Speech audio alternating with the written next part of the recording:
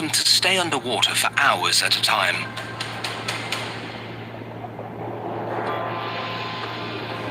Drawing oxygen from the water, they breathe through their skin. It's a finely tuned system, 10 million years in the making.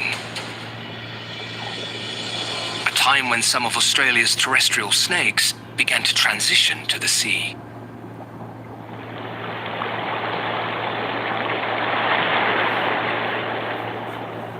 Incredibly, some species have evolved to become fully aquatic.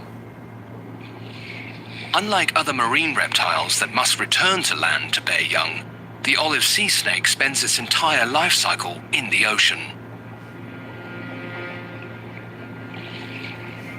A flattened paddle-like tail propels it through the water. And special nostril valves prevent salt water entering its respiratory system while diving. Although their lives are vastly different, sea snakes do share some similarities with their land-based cousins. Armed with fangs and venom, they are notorious predators. Growing up to 2 meters in length, the olive sea snake is feared by many of the reef's smaller species.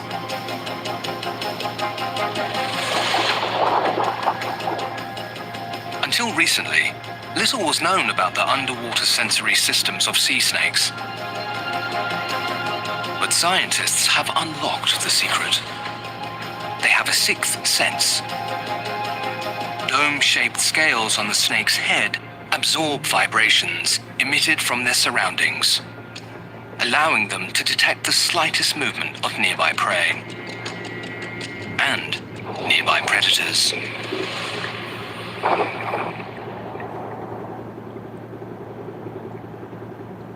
With this super sense, it's difficult to hide from a hungry sea snake.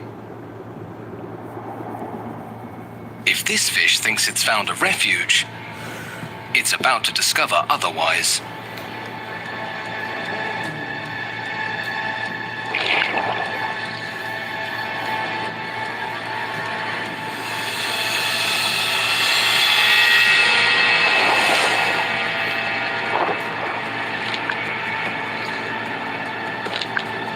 With the longest fangs of any sea snake, the serpent grips its prey and delivers a blow of paralyzing toxins, which allows the snake to consume its meal immediately.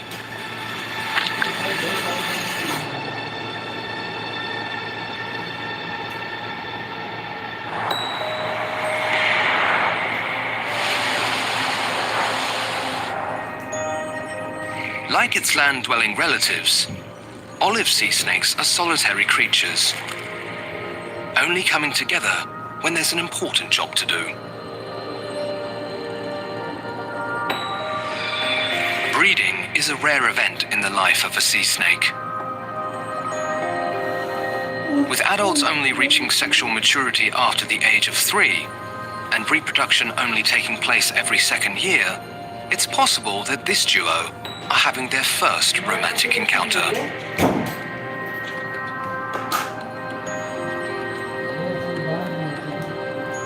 Once they have courted, the pair will mate. But the female won't lay eggs like most terrestrial snakes, as there is no way for them to incubate underwater.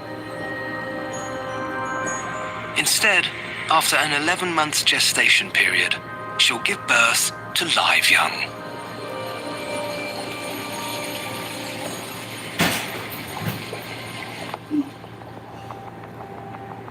While sea snakes are a remarkable adaptation success story, there are others who've evolved to cope with the continent's extremities in ways that must be seen to be believed.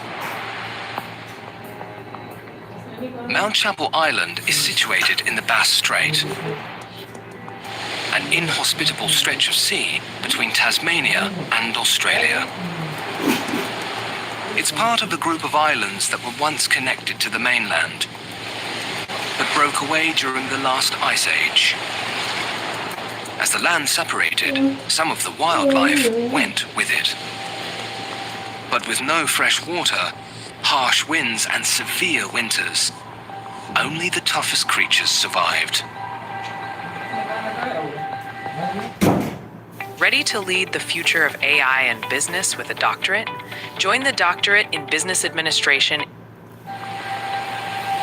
Chapel Island tiger snakes are one of few native animals to exist on the island.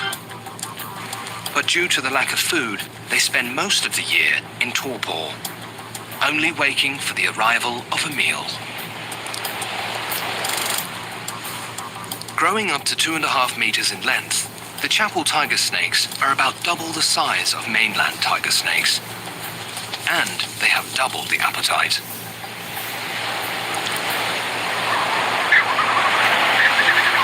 Each spring, hundreds of thousands of short-tailed shearwaters descend on the island. After spending the winter feeding in northern waters, they return when the weather warms to breed. The birds make their nests in burrows. But it's risky business when there are starving giants about.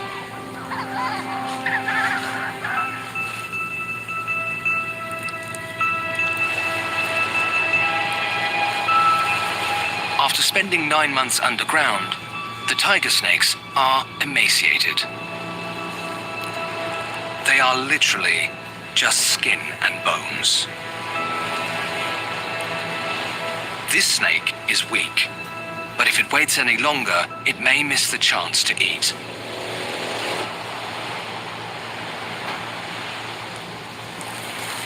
Chapel Island tiger snakes prey upon live chicks, but only of a certain size.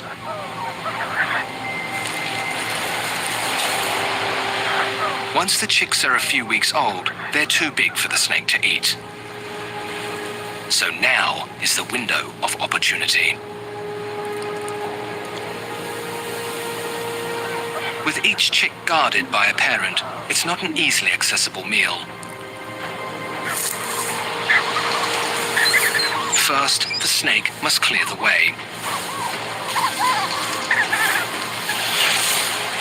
A strike of deadly venom swiftly ends the adult's life.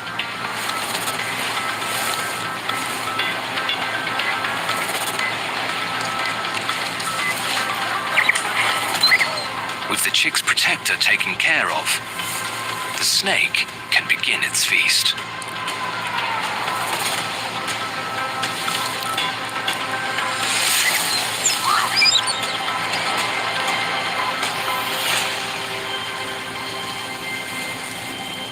If the snake is to survive until next year, it must consume as much food as it can.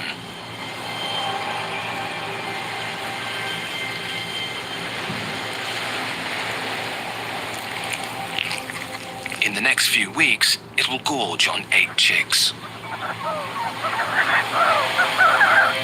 An astonishing consumption that has seen the Chapel Island tiger snakes evolve into a population of giants.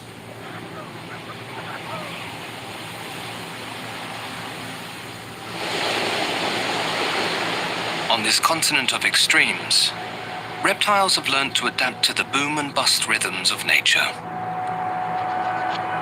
In Australia's arid centre, it may be years between rains.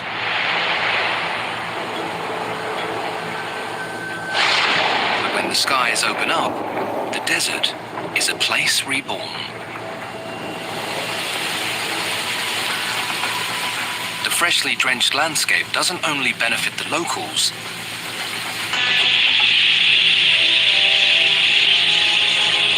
it attracts visitors that come to reap the rewards. Budgerigars swarm to the desert. Able to sense rains from thousands of kilometers away, they journey here in giant superflocks.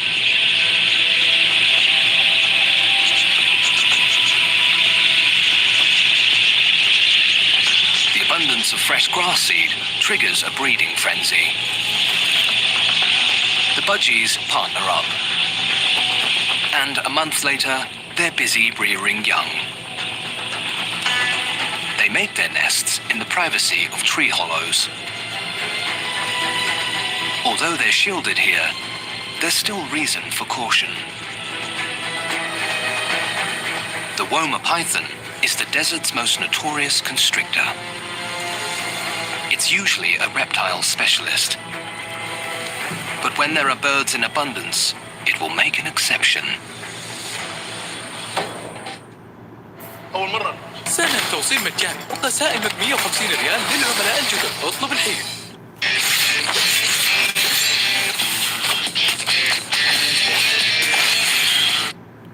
But when there are birds in abundance, it will make an exception.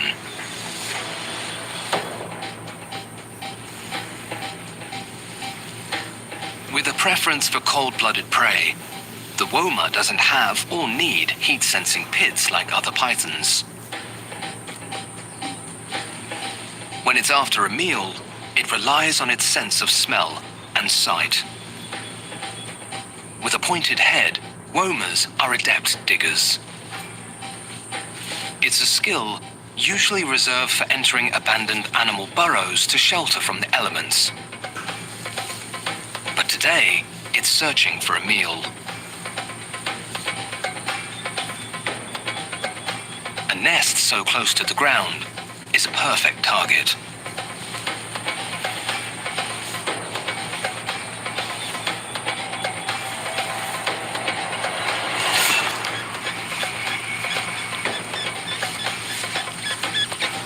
With such powerful bodies, Woma pythons can squash their prey against nest or burrow walls to subdue them.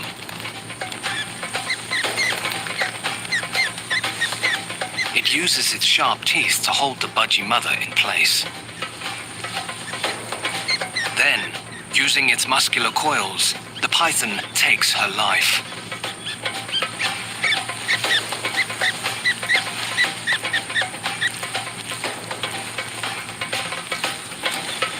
With no one left to defend the chicks, the python won't leave until it's made a meal of the whole family.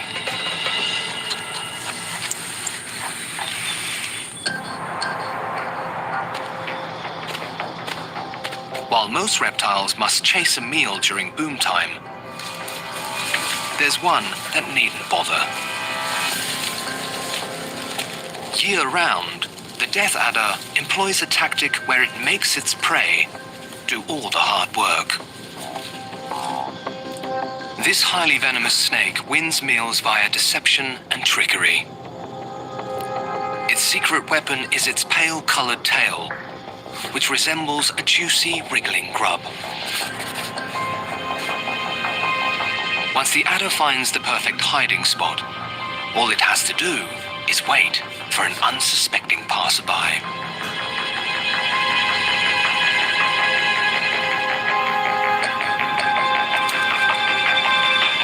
Unlucky in this position, the adder seeks out another.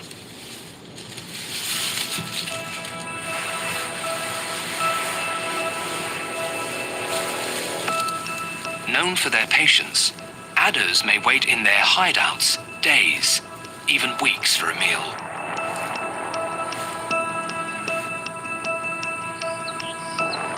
The snake senses the movement of a nearby skink and deploys its cunning trick.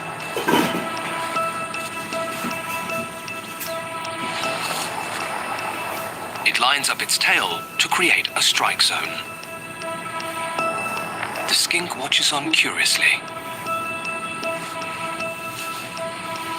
Now that it has captured its target's attention, the adder repositions its tail. Placing it closer to its head will help to ensure a fail-proof strike.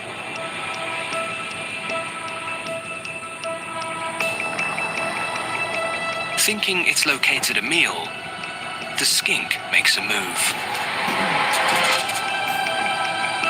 Its prey is now within striking distance, and the adder waits. It wants its meal as close as possible.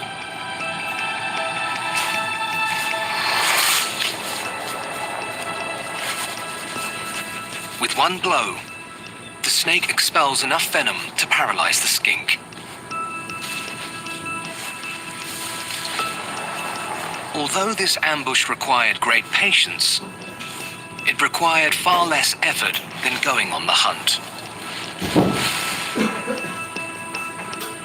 A great energy saver in this unpredictable desert landscape.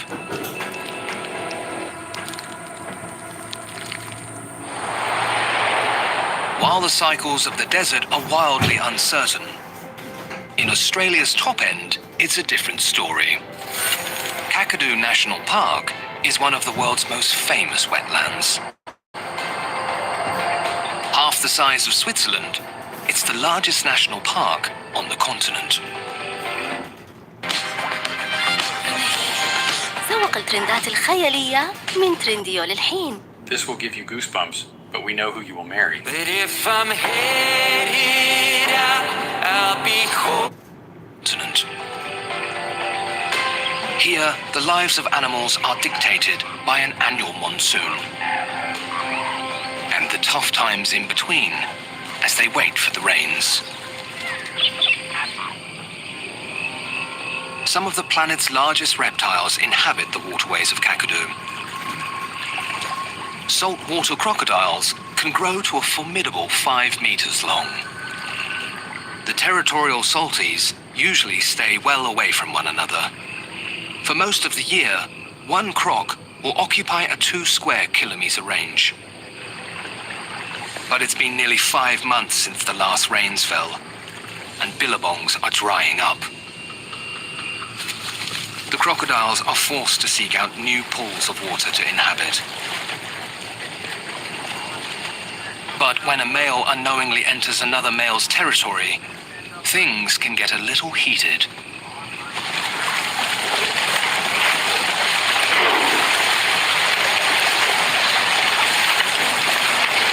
To settle a dispute, the resident male will put on an aggressive display to show the intruder who's boss.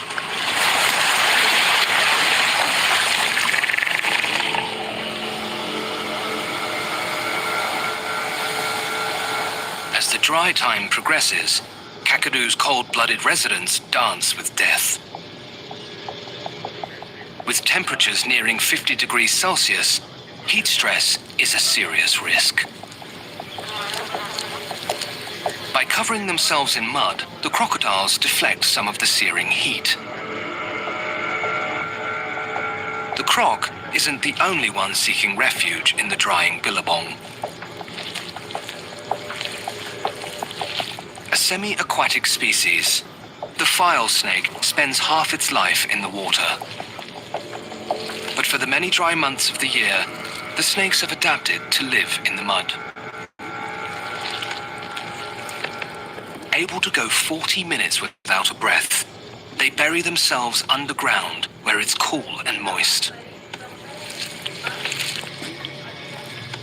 Only surfacing when they need a vital oxygen top-up. These incredible adaptations ensure their survival until life-giving rains start to fall.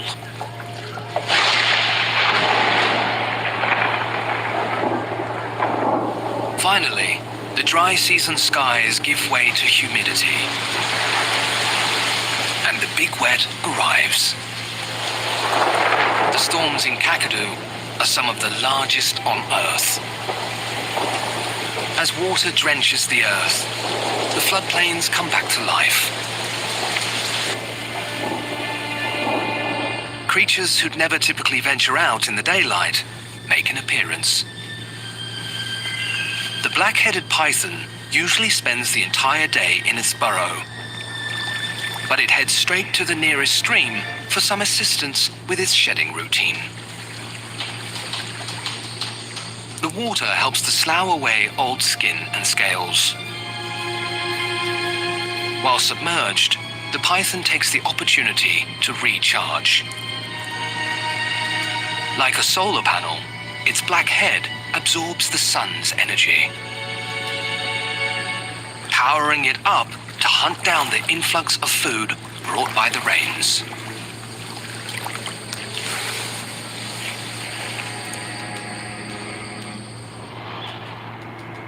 The monsoon is Kakadu's giver of life. But unfortunately, it can welcome some unwanted residents. During wet times, invasive cane toads breed in epic proportions. Females are capable of producing over 70,000 young a year. Since the toads were introduced to Australia in the 1930s, they have decimated native animal populations. Armed with venom